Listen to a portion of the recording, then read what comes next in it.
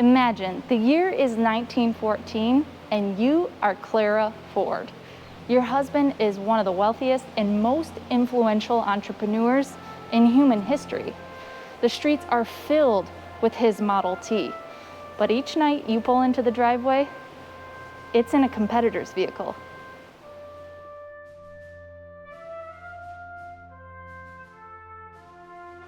This is Clara's 1914 Detroit Electric Model 47. Clara was a woman with the kind of independent thought and spirit we can all celebrate. To be fair, her husband Henry Ford and his friend Thomas Edison were working on an electric car of their own at that time. Clara didn't want to wait. She wanted the reliability, quiet, and cleanliness of an EV right then and there. She drove this vehicle for 15 years after the development of the Ford Edison project stopped. Edison's nickel iron batteries weren't completely up to the task, and gasoline was becoming less expensive and more readily available. Development on the Ford Edison automobile stopped in 1919 with the introduction of the electric starter, which made it possible for anybody to start an engine without the labor and filth associated with cranking an ignition lever. More than a century has passed, but Ford has finally developed a vehicle which surely exceeds Clara's most optimistic EV expectations. I'd like to think that I've got some of her discerning spirit, and I'm going to put it to good use, fully exploring the ins and outs of the 2021 Ford Mustang Mach E First Edition. The fully loaded First Edition, which I'm driving, is listed at $59,400. Since Ford hasn't yet sold 200,000 EVs, the Mach E does qualify for the $7,500 federal tax credit. For many buyers, that can take the price down to $51,900. Don't forget to check your state incentives as well when buying an EV, because that could bring it down a little bit more. There are currently 5 trim levels for the Mustang Mach E.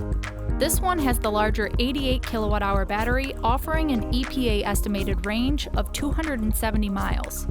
The standard range battery capacity is 68 kilowatt hours. Between the two batteries and rear-wheel or all-wheel drive options, the Mach E range varies from 211 miles to 300 miles. When I fully charged the Mach E overnight at my house, the vehicle estimated 216 miles of range at 100%. The lower figure isn't too surprising though, because the software takes into account driving habits, recent temperatures, and local terrain characteristics. Over the course of the 3 days, I averaged 2.5 miles per kilowatt hour. The efficiency is not spectacular. Well, right off the bat, I can tell you this interior and the Mustang Mach E feels very premium. The seats are very soft, the leather almost feels like it's already broken in, and the interior feels complete.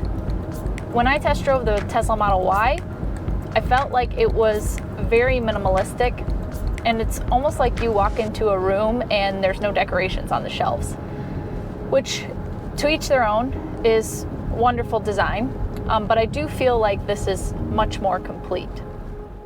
One thing I noticed is that when I put my hands on the steering wheel, my elbows sit right on the edge of the console. I really wish that this center console would slide forward to be a little bit more comfortable for me, and also be a better anchor for when I'm trying to use the touch screen. I am a huge fan of an instrument cluster, or even better yet, a head-up display right in front of me that is right where my eyes are hitting towards the road. And I think Ford has done a really great job with this display right in front of me. It is very clear, the font is legible, I have access to safety information and my next turn navigation. One thing I think could take it up a notch is if the map was mirrored on that instrument cluster instead of having just directional graphics. But overall, I would say the simplicity and functionality of it is really good. Now, the 15.5-inch center screen is a different story. The Ford Sync 4 software interface is really beautiful. I love the design and the aesthetic, but it is pretty cumbersome. When I go through the touchscreen, it's really hard for me to locate things that I'm looking for. Like, as a minor example, the lift gate is somewhere buried in there, and I'd much rather have it be more prominently placed or have a physical button on the side. Luckily, the Mach E supports both Android Auto and Apple CarPlay, which you don't see in many other EVs. Ford recently announced that they're going to switch from Sync 4 to Android OS in future vehicles. I really loved that system in the Polestar 2. It was very intuitive and snappy, so I think it's a good move. The Sync 4 system actually offers some really great advantages in comparison to some of the other players in the game, like Tesla's system. One of them being waypoints. When I have to travel, I usually stop down by my parents' house and drop my dog off, and then I get on to my journey. But the problem is I can't program that leg of the trip in without having access to waypoints. So the Ford system does a really great job with integrating that and giving me an accurate range. The other thing I like about this system is that when you near your destination, Sync will automatically suggest charging stations and parking spots nearby, and I think that's really helpful.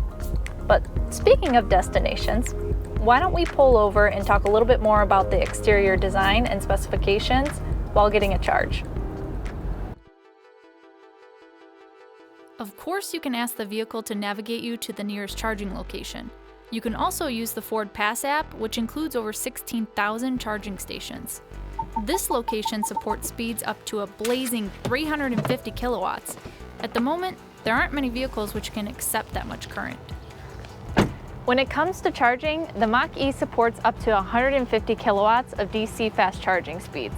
So that means you can get from about 10% to 80% in about 45 minutes at that rate of charge. Well, you see those Tesla chargers back there? Tesla owners are used to just pulling up to a charging station and pulling out the charging adapter and plugging it right in, and not having to worry about any of the billing in the background. Well, Ford has integrated plug-and-charge technology with Electrify America, so now you can get a very similar experience as those Tesla owners.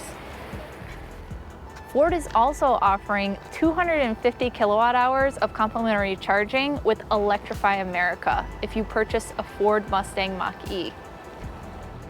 Mustang is a rebellious and iconic sports brand which debuted in 1965. Now, the design influence and heritage is really obvious at first glance. The form factor? Not so much. But I think it was smart of Ford to make this Mustang a utility vehicle. The exterior design is stout, aggressive, and muscular, just like its siblings, but it has nearly all the practicality of a compact utility vehicle. This vehicle is really for that kind of driver who wants to sit up a little bit higher in the driving position, hit the pavement fast and quietly, and also be able to fit their kids in the back comfortably. Ford implemented an e-latch mechanism in the Lincoln Continental when it launched 4 years ago. Although the application looks different on the Mach E, it does the trick reducing drag and cleaning up body lines. Where I think they really missed the mark was towing. You can't tow with this, and it can't be flat-towed unless you have all four wheels up and off the ground. So that's a no-go for campers. But maybe at this point I'm just asking a little too much out of a Mustang.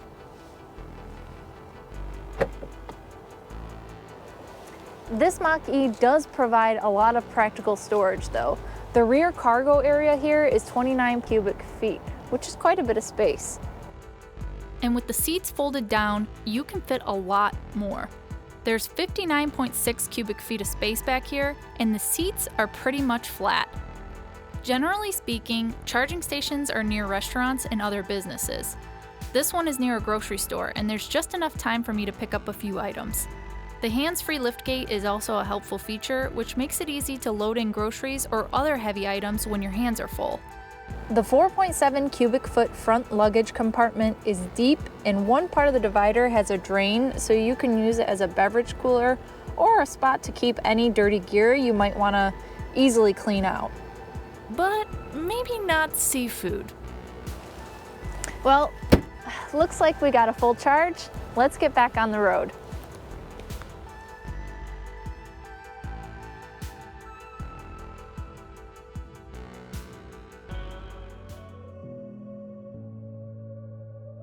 This first edition is the second most powerful out of the 5 trim levels.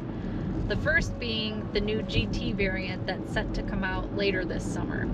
The first edition has 346 horsepower and 428 pound-feet of torque and can accelerate from 0 to 60 in 4.8 seconds. Now, it's not the fastest EV, but it does enough to stand next to its Mustang siblings.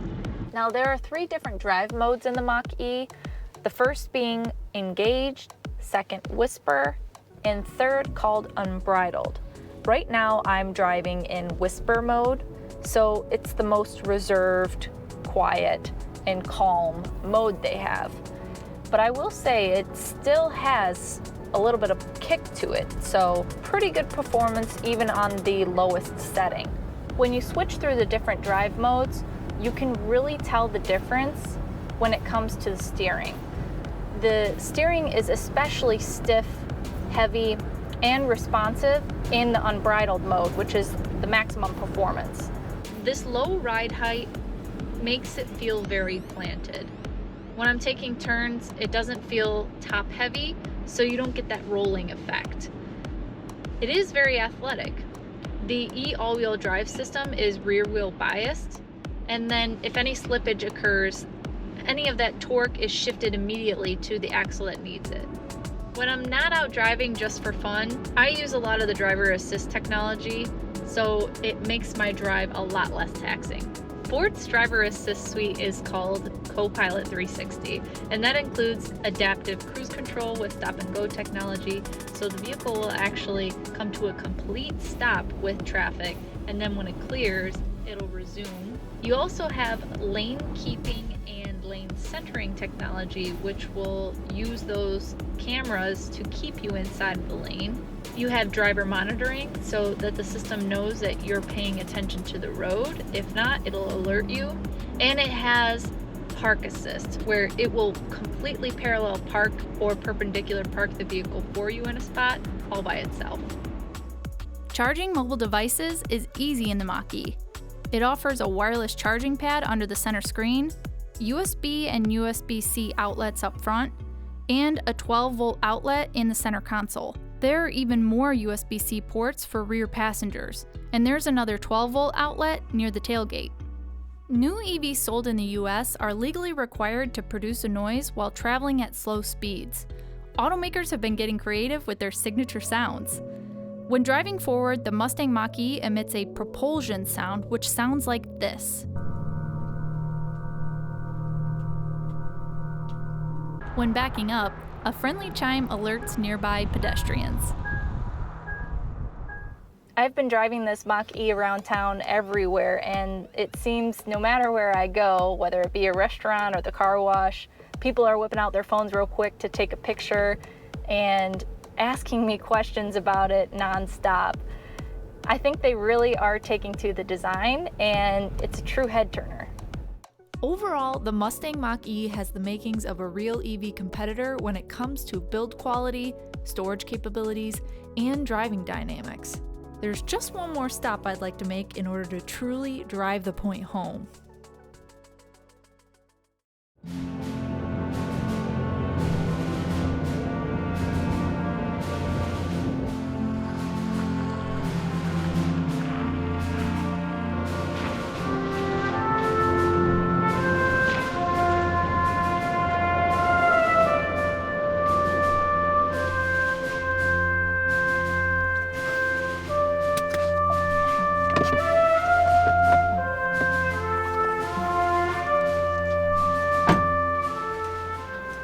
Back in the early 1900s, Clara Ford would drive her Detroit Electric Model 47 right up this very driveway. Here at the Fairlane Estate, she would recharge her EV with renewable energy from the family's private hydroelectric power plant that's right here on the property, just over there. After driving the Mustang Mach E over the last few days, I'm fully convinced that Clara Ford would be proud of Ford's first truly mass market EV.